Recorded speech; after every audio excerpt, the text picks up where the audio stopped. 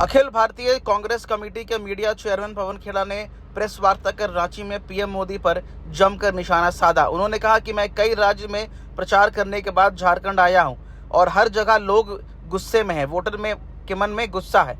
इस वजह से ही बीजेपी को भय और चिंता सता रही है। जनता ने 10 साल मौका दिया, जनता ने पीएम बनाया तो अब जवाब मांग रही है। उन्होंने कहा कि वोटर इन्वेस्टमेंट करता है तो उसे परिणाम की उम्मीद तो रहती है। आज जब जनता रिटर्न पूछने की कोशिश करे तो लताड़ दिया जाता है। पीएम नरेंद्र मोदी खुद को भगवान से ऊपर बता रहे हैं। देखिए, कोई अपने आप को भगवान का अवतार कहने लग जाए तो आपको हंसी आएगी या नहीं आएगी? और अगर देश का प्रधानमंत्री ऐसी बात करे, चलो दोस्तों में आपस में गपशप में बोल दी मैंने कि बंधु जी मैं तो भगवान का अवतार हूं, तो बंधु जी कहेंगे चलो वेरी गुड, चलो चाय पीते, गपशप लगा देते हैं। देश का प्रधानमंत्री देश के जिम्मेदार मीडिया को इंटरव्यू के वक्त कहता है मैं भगवान का अवतार हूं, तो साहब कहीं कुछ दिक्कत तो है।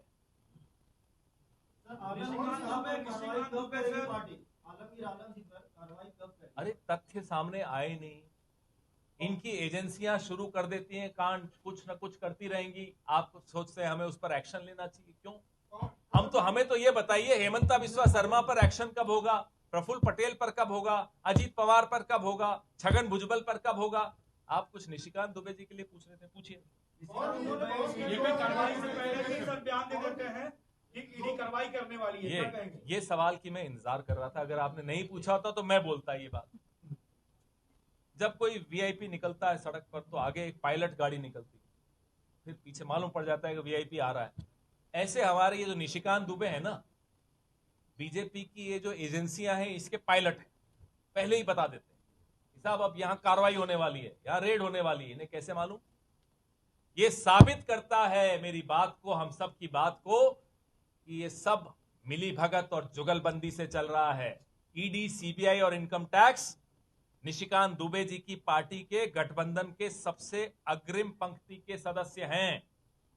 सर, आलमगीर ने उनको लेकर जामताड़ा में प्रदेश अध्यक्ष का विरोध हुआ कांग्रेसी कार्यकर्ताओं के ही द्वारा। अब आपको क्या मालूम किसने क्यों विरोध किया और किसने करवाया? हमें भी सब मालूम रहता है। अभी रुकिए, इंतजार करिए, चुनाव हो जाने दीजिए, बहुत जवाब मिलेंगे आपको। 2019 में राज्य विधानसभा चुनाव के दौरान बेरोजगारी भत्ता देने का बात कांग्रेस ने अपने घोषणा पत्र में किया था और इस बार भी आप लोग कर रहे हैं। क्या 2019 के राज्य विधानसभा की तरह इस बार का भी अगर चुनाव जीतेगी कांग्रेस ने इसी तरह का? राहुल गांधी के मुंह से निकला हुआ शब्द पत्थर की लकीर है। आप तेलंगाना में जाकर चेक कर लीजिए, आप कर्नाटका में जाकर चेक कर लीजिए, आप हिमाचल में जाकर चेक कर लीजिए, आप अशोक गहलोत जी की सरकार में 5 साल में क्या क्या जो कहा वो किया, उससे ज्यादा करके दिखाया वो देख लीजिए।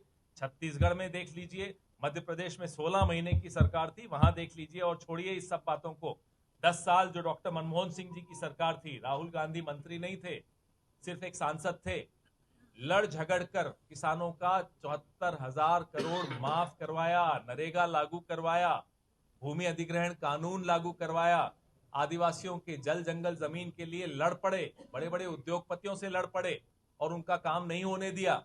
ये राहुल गांधी है। इसीलिए तो हम अंधे होकर उनके पीछे चलते हैं। हमें मालूम है कि अगर राहुल गांधी कह रहे हैं तो पत्थर की लकीर।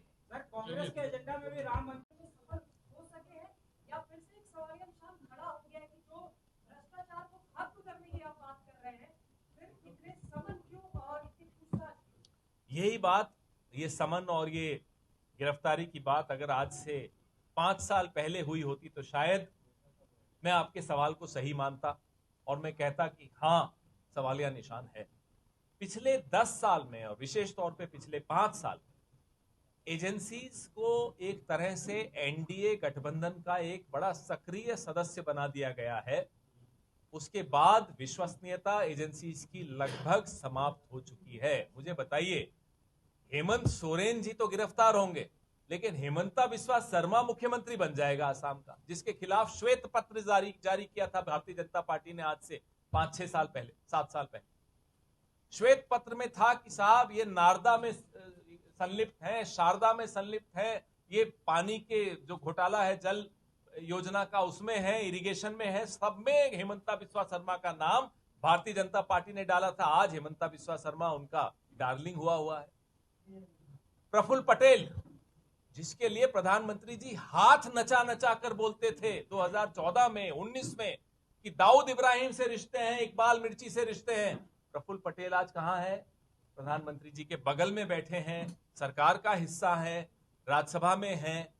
अब प्रफुल्ल पटेल जी दाऊद इब्राहिम के चहेते नहीं है, उनकी दोस्ती नहीं है। या तो प्रधानमंत्री जी ने तब झूठ बोला तो माफी मांगे हम सबसे और प्रफुल्ल पटेल जी से भी, या सच बोला तो प्रफुल्ल पटेल जी उनके पड़ोस में क्यों बैठे हैं, उनके साथ क्यों हैं। अजीत पवार, 80,000 करोड़ का घोटाला प्रधानमंत्री जी ने दोनों हाथ नचा के बोला था। क्या हुआ? अब अजीत पवार उनके साथ है, उप मुख्यमंत्री हैं उसी सरकार के, जिसमें भाजपा भी है, और केस बंद हो गया, by the way, file close.